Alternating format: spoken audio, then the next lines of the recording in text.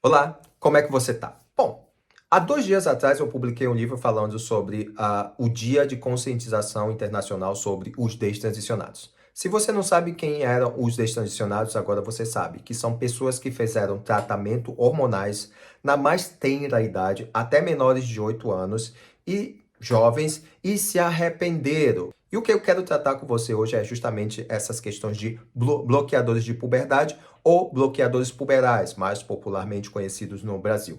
Isso se tornou popular principalmente com a CPI que teve lá investigando o antigo, que é o Ambulatório Transdisciplinar de Identidade de Gênero, que é no Hospital das Clínicas. E, obviamente, os militantes transexuais disseram que eles estavam sofrendo transfobia, ou aquela ONG lá criminosa, Minha Criança Trans, estava dizendo que isso era transfobia e que isso leva ao suicídio de pessoas. Isso também é muito bem fácil de ser contestado, principalmente com os estudos do Dr. Michael Biggs, que desmascarou o Jack Turban, que eu falei no vídeo anterior, que usou dados manipulados para dizer que uma criança tende ao suicídio ou que um destransicionado não existe, que uma pessoa não se arrepende de ter mutilado os seus seios ou cortado o seu pênis. Bom, mas as consequências disso ficam para sempre. No Brasil, através do Dr. Alexandre Sadek, que inclusive participou lá da CPI, que foi chamado para depor nessa CPI, juntamente com Durval Damiani, eles disseram que os bloqueadores de puberdade eram algo bom, que você podia parar o desenvolvimento natural de uma criança para que ela pudesse decidir a que gênero ela ia pertencer quando ficasse um pouco mais adulto. Só que o que eles não contaram para você é que não existe você parar naturalmente o desenvolvimento de um ser humano, de uma criança ou um adolescente e, consequentemente, dar prosseguimento naturalmente. Isso é impossível. E isso causa danos irreversíveis, como infertilidade, câncer, incapacidade de ter relações sexuais, problemas mentais, inclusive a disforia de gênero, que é uma das comorbidades referente às pessoas que se autodiagnosticam trans, ela só tende a aumentar. Em 1978, um doutor, que eu vou deixar o nome dele aqui, que é um pouco difícil de pronunciar, ele percebeu ele também participava dessa seita, desse movimento pró-transexualidade e afirmação de gênero, ele percebeu que 78% das pessoas que faziam afirmação de gênero através de cirurgias mutiladoras e tratamentos hormonais, eles tendiam ao suicídio. Diferente do que a Tamires da ONG Minha Criança Trans diz, que existe transfobia, por isso que essas crianças e esses jovens se suicidam, isso é mentira, porque a principal causa dessa possível suicídio, inclusive que são números muito pequenos, eles são justamente por causa dessa transição através de hormônios e cirurgias. Tanto que já em 1955, o próprio um dos criadores e pioneiros nessas questões de gênero e transexualidade, que é o Harry Benjamin, ele deixou muito claro no seu estudo que quando a pessoa fazia a transição hormonal disso, era preciso receitar calmantes para essa pessoa para que ela não ficasse ansiosa ou tivesse problemas de ansiedade, do qual ia levar ela a fazer coisas absurdas ou tirar a sua própria vida. Então, pode-se perceber que o problema não é realmente a sociedade, até porque hoje a sociedade é muito mais aberta a aceitar esse tipo de situação. No entanto, o que a gente vê é uma imposição no meio do qual a gente vive, através da propaganda, justamente, através do Netflix, das novelas da Globo e outras formas de doutrinar. Tanto que existe a disforia de gênero por contágio social, de início muito rápido.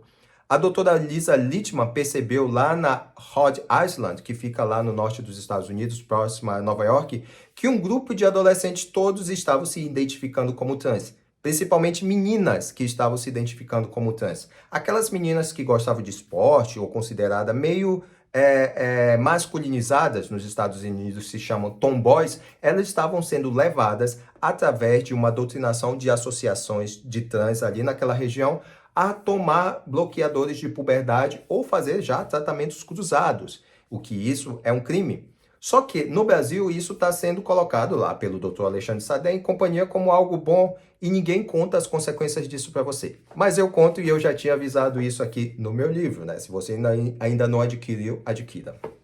Na semana passada, a Environment Progress, ela publicou essa denúncia que, algo que todo mundo já sabia, mas não dos que pertenciam à WPATH. A WPATH é uma associação que supostamente promove a medicina trans. No entanto, não existe medicina trans. O que existe são ativistas pró-transexualidades liderando aquela instituição que é uma think tank, na verdade.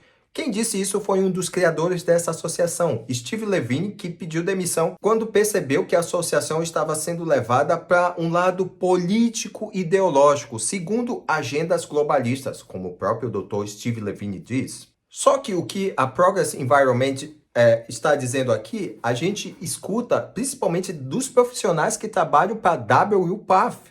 E isso eu já tinha denunciado aqui no meu livro há 2 anos atrás, principalmente as consequências de pessoas que fazem esses tratamentos de afirmação de gênero, principalmente crianças a partir dos 8 anos. E o que eles não contam para você são as consequências do seguinte, né? Obviamente, eles não te contam as consequências do que vai acontecer com o bloqueio da puberdade das suas crianças. Uma das consequências na página 81 do meu livro, eu coloquei o não desenvolvimento dos ossos ou a perda da densidade, que tem como consequência osteoporose. Inclusive, tem um caso de uma menina lá na Suécia que teve a costela fraturada por causa dos bloqueadores de puberdade e, consequentemente, foi a óbito. Instabilidade emocional e tensão nervosa, como eu já havia mencionado lá desde 1955, eles falam sobre isso, né? Imagine a qualidade desses bloqueadores de puberdade ou hormônios cruzados, né? Pô, nos Estados Unidos nunca foi aprovado o uso de bloqueadores de puberdade, a não ser para uma pseudo-puberdade precoce, que começou a ser promovido em 1979, né? Mas isso aí a gente trata outra hora, né? Olha outras consequências mais do bloqueador de puberdade. Ansiedade, alucinações, desenvolvimento de sintomas que caracterizam doenças que precisam ter acompanhamento psiquiátrico, esquizofrenia e tantas outras mais. Isso é o que o Alexandre Sadeh, juntamente com o Duval Damiani, não conta para você. E também os adolescentes que se engajam nisso ou fazem tratamento já cruzado de hormônio sintético, no caso, os meninos que tomam hormônio feminino ou as meninas que tomam hormônio sintético masculino, elas não podem ter relações sexuais, a vagina atrofia. No caso dos meninos, o pênis ele não se desenvolve, no caso do bloqueador de puberdade, e, consequentemente, não tem material, como a própria Marcy Bowles, que é a diretora da WPATH, diz que não tem como fazer uma vaginoplastia, criar uma vagina a partir do pênis, porque não tem material ou tecido devido ao bloqueio de puberdade que não desenvolveu o órgão. E sabe como é que eles fazem? Tem a doutora Miriam Grossman, ela fala no livro dela aqui, vários casos também, outros estudos que tem disponíveis, que eu guardo para observar tudo isso. Um dos relatos que eu vi é que eles usam parte do intestino, onde essa parte desse intestino desenvolve uma secreção que é para ajudar a sair as fezes, e, consequentemente, isso gera um cheiro insuportável.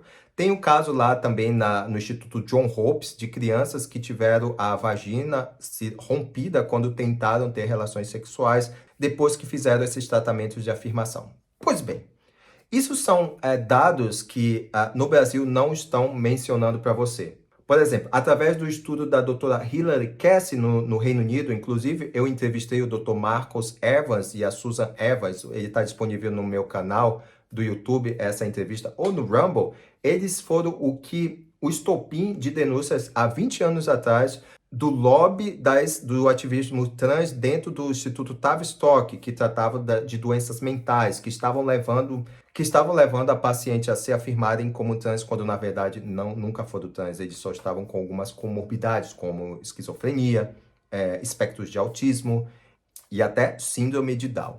Então, a doutora Hilary Casey, ela publicou um estudo por meio do NHS, no caso, ela foi pedido com que ela fizesse esse estudo, onde ela viu que toda essa afirmação de gênero não tinha impacto positivo nenhum em crianças e adolescentes. Isso era o contrário.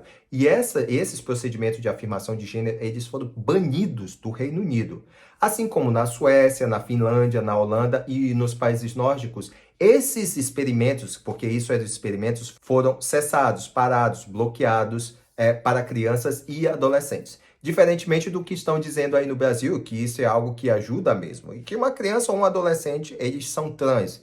Isso é loucura de pessoas que não têm escrúpulo nenhum estão levando as crianças brasileiras a essas loucuras. Para você compreender mais, me acompanhe nas redes sociais e adquira o meu livro que está disponível. E aqui eu faço um estudo científico sistemático e demonstro todos, através de dados e referências bibliográficas, o que realmente é essa seita trans. Porque isso tudo tem um início. Pois bem, tenha um bom dia e obrigado pela atenção e compartilhe esse vídeo, né? Me sigam nas redes sociais, no Rumble, no YouTube, no meu canal no Telegram, no Instagram e no Twitter, tá bom? Em qualquer desses aí vai ser bloqueado ou censurado, mas você tem as outras opções, tá bom?